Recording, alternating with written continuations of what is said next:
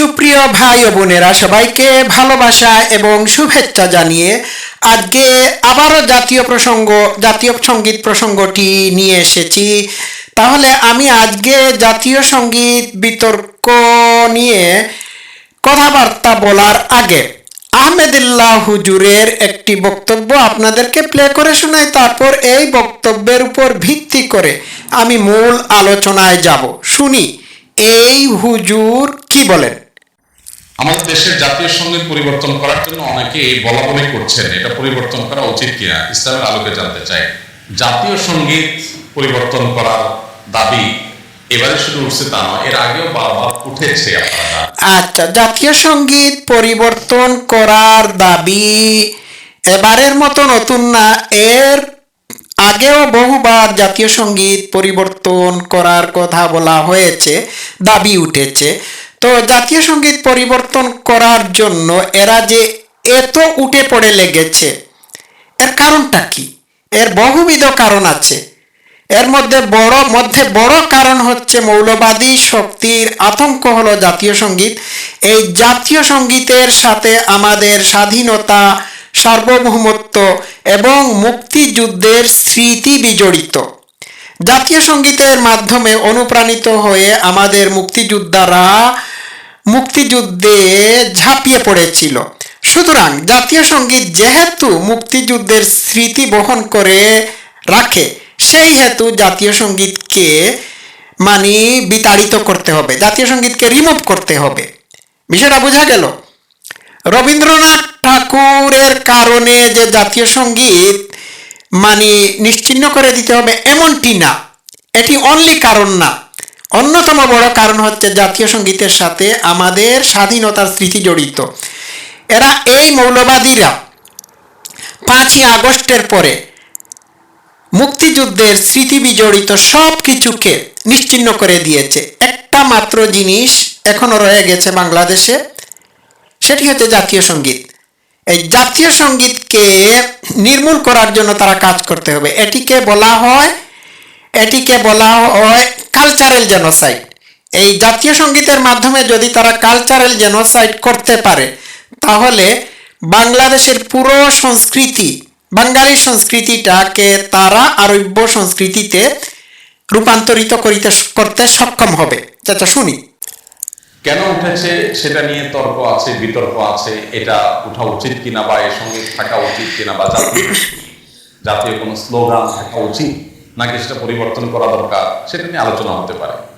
আমি সে আলোচনায় যাব, তার আগে একটু প্রাসঙ্গিক কোনো একটা বিষয় বলি। সেটা হলো যে দেশপ্রেমের নামে, দেশত্ববোধকতার নামে, দেশত্ববোধক কাজের নামে আপনি কোনো গীত, মিউজিক সংযুক্ত করে, বাদ্যযন্ত্র সংযোগে আপনি যদি কাউকে শুনতে বাধ্য করান, তাহলে সেটা তার স্বাধীনতা খর্ব করা।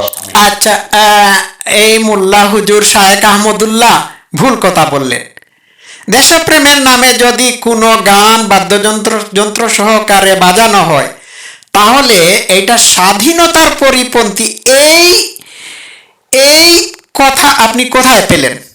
পৃথিবীতে তো বহু স্বাধীন দেশ রয়েছে, তারা প্রত্যেকেই তাদের জাতীয় সঙ্গীত বাদ্যযন্ত্র দিয়ে বাজিয়ে থাকে। তো তাদের কি স্বাধীনতা সার্বভৌমত্বের হরণ হয়ে যায়?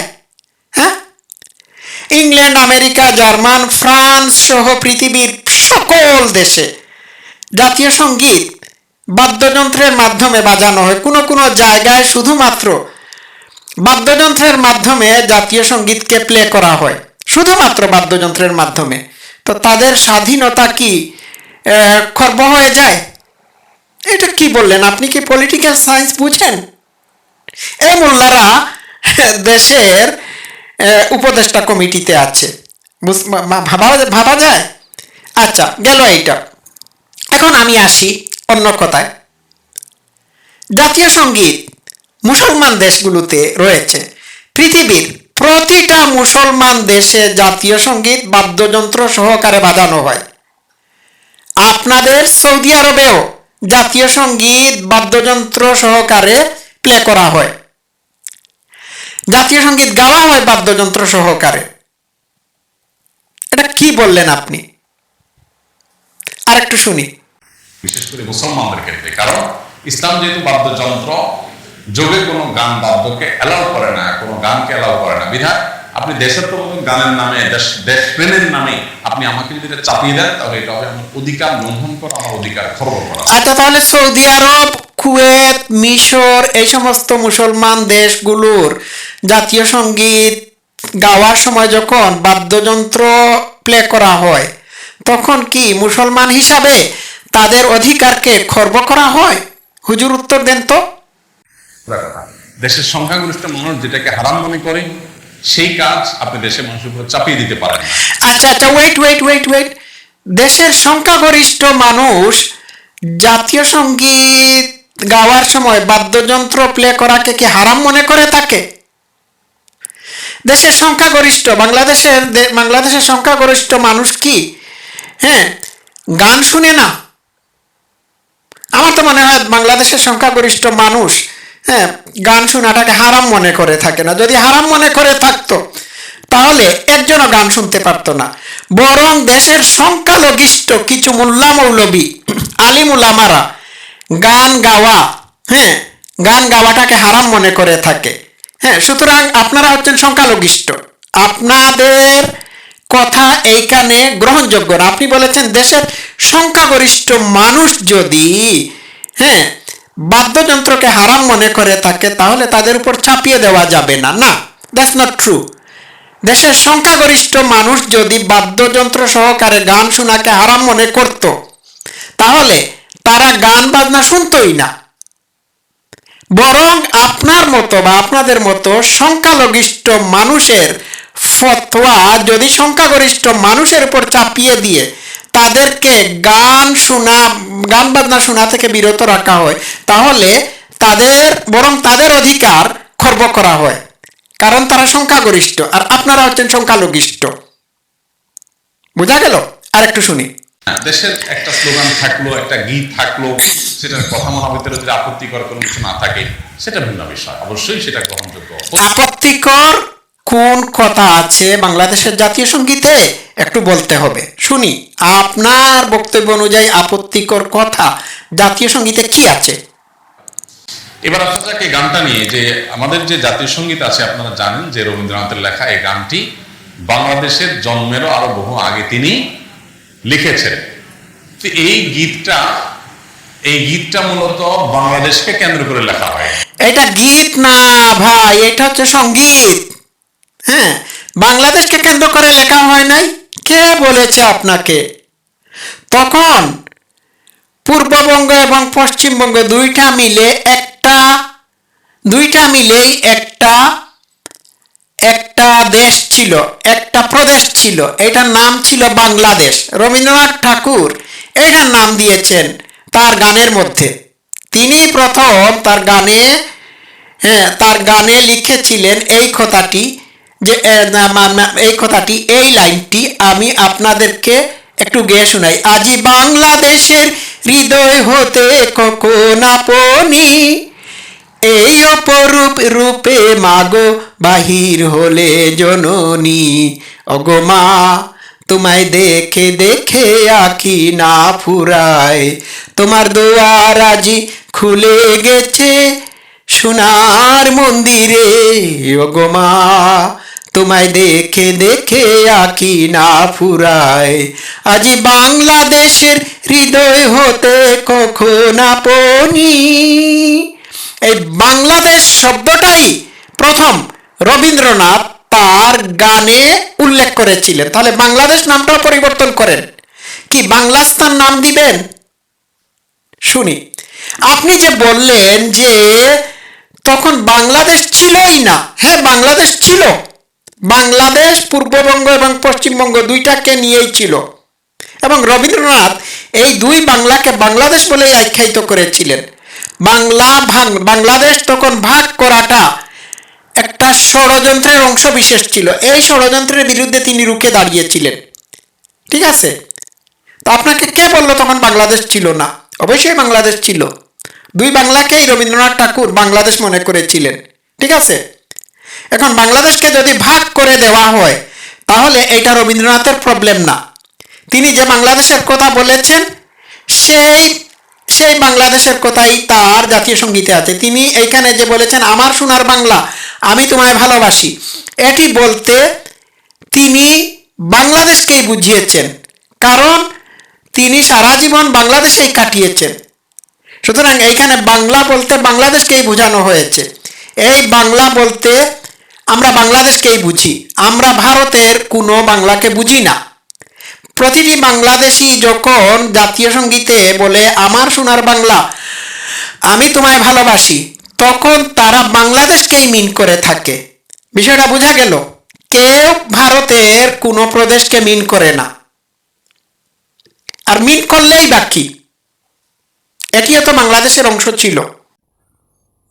বাংলাদেশকে কেন্দ্র করে যেটা লেখা হয়নি সেটা কেন বাংলাদেশের জাতীয় সঙ্গীত হতে যাবে? কেন বাংলাদেশকে কেন্দ্র করে লেখা হবে না? আপনি কি ইতিহাস জানেন? আমি তো আগেই বলেছি, তখন রবীন্দ্রনাথ বাংলাদেশকে মিন করে এই গানটি লিখেছিলেন। তখন দুই বাংলা বলতে বাংলাদেশকেই তিনি বুঝতেন। এখন দুই বাংলাকে যদি মানে এই দুই বাংলাকে যদি ভাগ করে নেওয়া হয় ষড়যন্ত্র করে, হ্যাঁ, তাহলে এইখানে রবীন্দ্রনাথকে দোষারোপ করা যাবে না। তিনি যা বুঝিয়েছেন তাই বুঝিয়েছেন, তিনি বাংলাদেশকেই বুঝিয়েছেন, এবং আজকের বাংলাদেশ হচ্ছে এই বাংলা। এটা একটি বিষয়। আরেকটা বিষয় হলো যেই গীতের মধ্যে কোথাও বাংলাদেশ শব্দটাই নেই, সে গীত কিভাবে এদেশের জাতীয় সঙ্গীত? আচ্ছা ঠিক আছে, সারা মুখ বন্ধ করেন। পৃথিবীতে বহু জাতীয় সঙ্গীত আছে, যে জাতীয় সঙ্গীতগুলোতে জাতীয় সঙ্গীতগুলিতে কোনো দেশের নাম নাই। যেমন ইংল্যান্ডের জাতীয় সঙ্গীত আছে যেখানে বলা হয়েছে গড সেভ দ্য কিং। তো এখানে কি বলা হয়েছে? God save the UK, God save the Great Britain? No. তাহলে এটিও কি ইংল্যান্ডের জাতীয় সঙ্গীত হওয়া উচিত হবে? বলুন হুজুর। বহু মুসলমান দেশ আছে যেগুলোতে হ্যাঁ কোনো দেশে তাদের দেশের নামই নাই। দেখাচ্ছি আমি আপনাদেরকে মিশরের জাতীয় সঙ্গীত। দেখুন মিশরের জাতীয় সঙ্গীতে কি লেখা হয়েছে। মিশর, বিলাদি বিলাদি, আমার দেশ আমার দেশ। এখানে কি মিশরের কথা আছে? নাই। আচ্ছা, সৌদি আরবের জাতীয় সঙ্গীত আমি দেখাচ্ছি, একটু থাকুন। সৌদি আরবের জাতীয় সঙ্গীতটা একটু প্লে করে, হ্যাঁ আমি প্লে করব না, আমি দেখাচ্ছি সৌদি আরবের জাতীয় সঙ্গীত, একটু বাংলায় অনুবাদ দেখাচ্ছি। দেখুন আমি এটা আচ্ছা আচ্ছা আচ্ছা আচ্ছা আচ্ছা একটু থামাই। এই দেখুন, গরিমা ও আধিপত্যের দিকে আসো। এরপরে কি বলা হয়েছে? আসমান ও সৃষ্টিকর্তাকে প্রশংসা করে, এরপরে সবুজের পতাকা ছাড়িয়ে দাও। আচ্ছা আরেকটু দেখাই। আল্লাহর প্রতীক বাহনের মাধ্যমে আল্লাহু আকবার রূপে আসো। এখানে কিন্তু সৌদি আরবের কথা নাই, আমি মিউজিক প্লে করতেছি না কপিরাইটের কারণে। আচ্ছা, আমাদের দেশ চিরজীবী থাকো মুসলমানদের হয়ে, এইখানে কি সৌদি আরবের নাম আছে? দেখুন, আমাদের দেশ চিরজীবী হয়ে থাকো মুসলমানদের হয়ে। আরেকটু দেখাই, দেখতে পাচ্ছেন? হ্যাঁ, এইখানে থামাই। বাদশাহ জিন্দাবাদ, তার দেশ ও পতাকা হেফাজতে। এই যে দেখুন, বাদশাহ জিন্দাবাদ, তার দেশ ও পতাকার হেফাজতে। এটা কি শিরক না? হ্যাঁ, এখানে কি বলা হয়েছে? আল্লাহ জিন্দাবাদ, তার দেশ ও পতাকার হেফাজতে। এখানে সরাসরি সৌদি আরবের বাদশার প্রশংসা করা হচ্ছে, অথচ কুরআন অনুযায়ী আপনি একমাত্র আল্লাহর প্রশংসা করতে হবে। ঠিক আছে, আলহামদুলিল্লাহ রাব্বিল আলামিন, সমস্ত প্রশংসা আল্লাহর। অথচ সৌদি আরবের জাতীয় সঙ্গীতে কি বলা হয়েছে? দেখুন, বাদশাহ জিন্দাবাদ, তার দেশ ও পতাকার হেফাজতে। এটা কি শিরক না হুজুর? হ্যাঁ বলেন। সৌদি আরবের জাতীয় সঙ্গীতে কি সৌদি আরব কথা আছে? সৌদি আরব, সৌদ রাজ ফ্যামিলির নামকরণে করা হয়েছে। তাহলে এইটা কি গুনাহ না? নবীর দেশ তো, নবীর আল্লাহ রসুলের, আল্লাহ এবং নবীর নামেই করা হওয়া উচিত ছিল, কিন্তু এখানে একটা রয়্যাল ফ্যামিলির নামে এই দেশের নামকরণ করা হয়েছে, এটা কি আপনাদের নজরে আসে না? আরো শোনাই। আমি তো মনে করি যে এই দাবিটা অযৌক্তিক না, যে আমাদের জাতীয় সঙ্গীত পরিবর্তন করা এটা সময়ের সবচেয়ে গুরুত্বপূর্ণ দাবিগুলোর মধ্যে থেকে একটি। আরেকটা এখানে বিষয় হলো যে আপনারা জানেন যে হিন্দু ধর্মাবলম্বীরা তারা পূজনীয় বা দেবতা তুল্য এরকম কিছু মানুষ বা কোনো ব্যক্তি বা বস্তু থাকে তাদের। আচ্ছা, উনি একটা ভুল কথা বলেছেন। উনি বলেছেন হিন্দু ধর্মের মানুষরা তাদের কিছু পূজনীয় ব্যক্তির কথা জাতীয় সঙ্গীতে বলে থাকে, কিন্তু আমি প্লে করি, শোনাই। ইসলাম আমাদেরকে এরকম কোনো ধারণা দেয় না। মাতৃভূমির প্রতি ভালোবাসা এটা একটা স্বকীয় বিষয়, এটার জন্য মুসলমান হওয়া প্রয়োজন নাই, এটার জন্য মানুষ হওয়া যথেষ্ট। শুধু মানুষ কেন, অন্যান্য প্রাণীর মধ্যেও কি আছে। আচ্ছা, হ্যাঁ, তো আপনি বলেছেন হিন্দু ধর্মের মানুষরা, হ্যাঁ, তারা কিছু ব্যক্তি বা কিছু দেবদেবীদেরকে পূজা করে থাকে।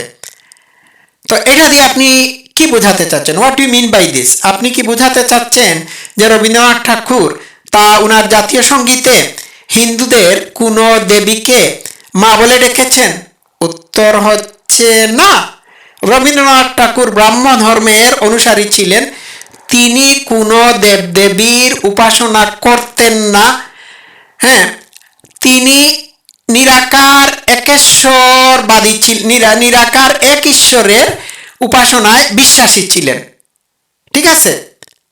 তিনি উপনিষদের ধর্ম পালন করতেন, যে উপনিষদে একমাত্র নিরাকার ঈশ্বরের উপাসনা করার কথা বলা হয়েছে। এইখানে মূর্তি, এই ধর্ম অনুযায়ী মূর্তি পূজা করা সম্পূর্ণরূপে পাপ কর্ম।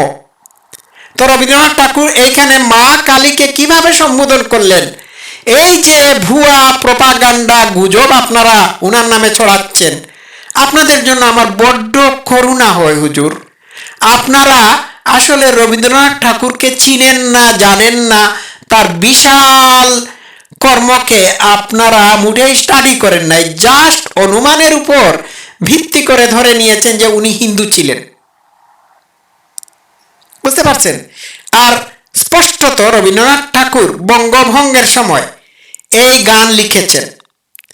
এই গান বঙ্গভঙ্গ রোধ করার জন্য তিনি লিখেছেন। এইখানে স্বভাবতই যখন এই গানটি তিনি বঙ্গভঙ্গ রোধের বিষয়ে লিখেছিলেন, তখন এইখানে তিনি দেশকেই মা বলে সম্বোধন করেছেন। আর পৃথিবীর বিভিন্ন দেশের মানুষ তারা তাদের নিজের দেশকে মা বলে সম্বোধন করে। আমরা দেশকে মা বলে সম্বোধন করে থাকি। সহজ ভাষায় আপনাদেরকে একটু বুঝিয়ে দেয়। আমরা বলি, উনি হচ্ছে অমুক গ্রামের সন্তান, অমুক গ্রামের ফুলা, অমুক গ্রামের ছেলে। সুতরাং এ থেকে বোঝা যায় যে ওই গ্রামের ছেলে হচ্ছে ওই গ্রামের সন্তান। আপনারা তো কোনো দেশের মা সন্তান না, কোনো গ্রামেরও ফুলা পাইন না। হ্যাঁ, আমরা বলি মাদার নেচার। প্রকৃতিকে আমরা মা বলে সম্বোধন করে থাকি, পৃথিবীকে আমরা মা বলে সম্বোধন করে থাকি। So what? উনি এই অর্থেই বাংলাদেশকে মা বলে সম্বোধন করেছেন, উনি বাংলাদেশের সন্তান। হ্যাঁ, আমরা বলে থাকি মাতৃভূমি, মাতৃভাষা। এটা কি বুঝেন আপনারা? হ্যাঁ, আর একটু শুনি। নিজের ভূমির প্রতি নিজের টান আছে। একটা কুকুর, একটা বিড়াল, একটা প্রাণীও দেখবেন যে সে যে ভূমিতে থাকে, বসবাস করে, বা যে ভূমিতে তার জন্ম বেড়ে ওঠে, সেটার প্রতি তার সহজাত একটা টান আছে। সেখানে মনুষ্যত্ব অবশ্যই আছে। আমাদের প্রিয় নবী সাল্লাল্লাহু আলাইহি ওয়াসাল্লাম মক্কা থেকে যখন হিজরত করে মদিনায় আসছেন। আর আপনাদের বক্তব্য শুনতে চাচ্ছি না। এখন রবীন্দ্রনাথ ঠাকুর জাতীয় সঙ্গীতে পুরা বাংলাদেশকেই বুঝিয়েছেন। এখন এই মোল্লারা বলে আসতেছে যে উনি যে জাতীয় সঙ্গীত লিখেছিলেন, এই জাতীয় সঙ্গীতের মধ্যে বাংলাদেশের নাম নাই। আমি ইতিপূর্বে দেখিয়েছি তাদের বাবার দেশ সৌদি আরবেও কিন্তু জাতীয় সঙ্গীতে সৌদি আরবের নাম নাই। পৃথিবীর বহু দেশে জাতীয় সঙ্গীতে তাদের দেশের নাম নাই। So what? এগুলোতে এসবে কি সমস্যা হচ্ছে? অন্যান্য দেশের মানুষের সমস্যা হয় না, আপনাদের সমস্যা হয়। আপনাদের সমস্যার জায়গাটা কোথায়? সৌদি আরবের মানুষ তো রাস্তায় নেমে বলে নাই এখানে বাদশার প্রশংসা করা হয়েছে, আল্লাহ রসুলের প্রশংসা করা হয় নাই, তাদের জাতীয় সঙ্গীতে আল্লাহর প্রশংসা করা হয় নাই, এটা তো বলছে না তারা। তো প্রবলেমটা বাংলাদেশের মোল্লা মৌলবী এবং মৌলবাদীদের মধ্যে, জাতীয় সঙ্গীতে না। আর জাতীয় সঙ্গীতে আপনারা জাতীয় সঙ্গীতে নাকি বাংলাদেশের নাম নাই বিদায়, হ্যাঁ, এটা এটা গ্রহণযোগ্য হতে পারে না। তাহলে অন্যান্য দেশের জাতীয় সঙ্গীত কিভাবে অন্যান্য দেশের মানুষের কাছে গ্রহণযোগ্য হয়, যখন তাদের দেশের নামই নাই, জাতীয় সঙ্গীতে তাদের দেশের নামই নেই। আচ্ছা, ওনারা আরেকটি পয়েন্ট এইখানে উল্লেখ করে তুলে ধরেছেন, সেটি হচ্ছে যে এটিতে যেহেতু বাংলা শব্দটি রয়েছে, সেই হেতু এটি বাংলাদেশের সার্বভৌমত্বের জন্য হুমকি স্বরূপ। এটিতে বাংলা নাম থাকার কারণে এটি বাংলাদেশের সার্বভৌমত্বের জন্য হুমকি স্বরূপ হবে না, বরং এটি ভারতের সার্বভৌমত্বের জন্য হুমকি স্বরূপ হতে পারে। কারণ এখানে ভারতের একটি প্রদেশ পশ্চিম বাংলার নাম আসতে পারে। তাহলে বাংলাদেশের জাতীয় সঙ্গীতে যদি বাংলা শব্দটি থাকার কারণে আপনারা মনে করে থাকেন এটি সার্বভৌমত্বের জন্য হুমকি স্বরূপ, তাহলে এটি বাংলাদেশের সার্বভৌমত্বের জন্য হুমকি স্বরূপ হবে না, এটি ভারতের সার্বভৌমত্বের জন্য হুমকি স্বরূপ হতে পারে। কারণ এইখানে দুই বাংলার কথা এসে যায়। তাহলে ভারত যে জায়গায় এটিকে তাদের সার্বভৌমত্বের হুমকি স্বরূপ মনে করছে না, সেই জায়গায় আপনারা কেন এটিকে বাংলাদেশের সার্বভৌমত্বের হুমকি স্বরূপ মনে করছেন? আমি বুঝলাম না বিষয়। How dare you! আমি বোধহয় বিষয়টা ক্লিয়ার করতে পেরেছি, আপনারা বোঝার চেষ্টা করবেন। এখন বাংলা শব্দটি থাকার কারণে যদি এই জাতীয় সঙ্গীতে দুই বাংলার কথা বলা হয়ে থাকে, তাহলে বাংলাদেশ নামটির মধ্যেও তো বাংলা আছে। এই বাংলাদেশ শব্দটির মধ্যে যে বাংলা শব্দটি আছে, এই বাংলা শব্দটি এই বাংলাদেশেও আছে, বাংলাদেশ নামের মধ্যেও আছে। পশ্চিম বাংলা প্রদেশের যে নাম পশ্চিম বাংলা আছে, এইখানেও বাংলা শব্দটি আছে, এই বাংলা শব্দটি আছে। আবার বাংলাদেশ নামক শব্দটিতে বাংলা শব্দ আছে। তাহলে এই বাংলাদেশ নামটাও তো আপনাদের কথা অনুযায়ী গ্রহণযোগ্য হতে পারে না, কারণ এই বাংলাদেশ নামটির মধ্যে বাংলা আছে। বাংলা ভাষা, হ্যাঁ, পশ্চিমবঙ্গেও আছে, বাংলাদেশেও আছে। তাহলে বাংলা ভাষা, হ্যাঁ, বাংলা পশ্চিম বাংলাতেও আছে, বাংলাদেশের বাংলা ভাষাতেও আছে। তাহলে এটা কি আপনাদের স্বাধীনতা সার্বভৌমত্বের চুলকানি হওয়ার কথা না? বাংলা মাস ভারতেও আছে, বাংলাদেশেও আছে। এত ভারত নিয়ে চুলকানি, এত মিন আপনারা বুঝেন? এগুলো বুঝেন আপনারা? বলেন তো দেখি। আমার সোনার বাংলা, আমি তোমায় ভালোবাসি। আমার সোনার বাংলা বলতে এখানে রবীন্দ্রনাথ ঠাকুর বাংলাদেশকে বুঝিয়েছেন। উনি যেভাবে এটিকে বাংলাদেশ বুঝিয়েছেন তার গানের মধ্যে, ঠিক একইভাবে প্রতিটি বাংলাদেশি জাতীয় সঙ্গীত গাওয়ার সময় বাংলা বলতে বাংলাদেশকে মিন করে থাকে, শুধুমাত্র আপনারা কয়েকজন মোল্লা মৌলবী ছাড়া এবং মৌলবাদী ছাড়া। বিষয়টা বুঝতে পারলেন? এটাই হচ্ছে আসল কথা। আর রবীন্দ্রনাথ ঠাকুর এখানে মা বলতে বাংলাদেশকে বুঝিয়েছেন। সোজা হিসাব। কোথা থেকে কি এনে জাতীয় সঙ্গীতের বিরোধিতা করছেন? এটি হচ্ছে পৃথিবীর অন্যতম শ্রেষ্ঠ জাতীয় সঙ্গীত, হ্যাঁ, one of the best national anthems. আর রবীন্দ্রনাথ বাংলাদেশের মানুষ ছিলেন না, হ্যাঁ, রবীন্দ্রনাথ বাংলাদেশি ছিলেন না। এই কারণে রবীন্দ্রনাথের জাতীয় সঙ্গীত গ্রহণ করা যাবে না, রবীন্দ্রনাথ বাংলাদেশি ছিলেন না। তো আপনাদের নবী মুহাম্মদও তো বাংলাদেশি ছিলেন না, বাঙালি ছিলেন না। তাহলে নবী মুহাম্মদের ধর্ম আপনারা কেন পালন করছেন? নবী মুহাম্মদ তো বাংলাদেশি না। আপনাদের হযরত শাহজালাল তো বাংলাদেশি না, বাইরে থেকে উড়ে এসে জুড়ে বসেছেন। তাহলে তার মাজার বাংলাদেশে থাকবে কেন? তার নামে কেন শাহজালাল ইউনিভার্সিটি করা হবে, শাহজালাল আন্তর্জাতিক বিমানবন্দর করা হবে? উনিও তো বিদেশি, বলে কি কি কি- কি এই সমস্ত উল্টাপাল্টা কথাবার্তা বলে থাকেন?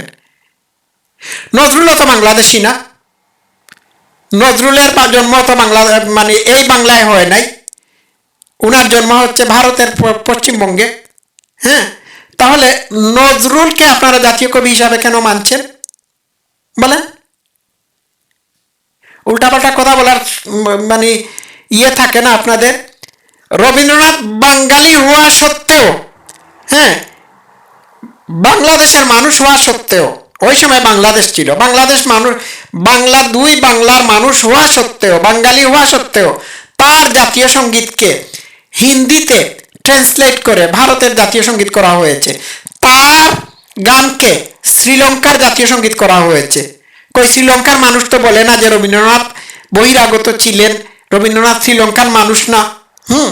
তার তার গানকে জাতীয় সঙ্গীত করা হবে না। রবীন্দ্রনাথের গানকে পৃথিবীর যে কোনো দেশে জাতীয় সঙ্গীত করা যাবে এই যুক্তিতে যে রবীন্দ্রনাথ শুধু ভারতবর্ষের কবি না, উনি হচ্ছেন বিশ্বকবি, সারা পৃথিবীর সম্পদ।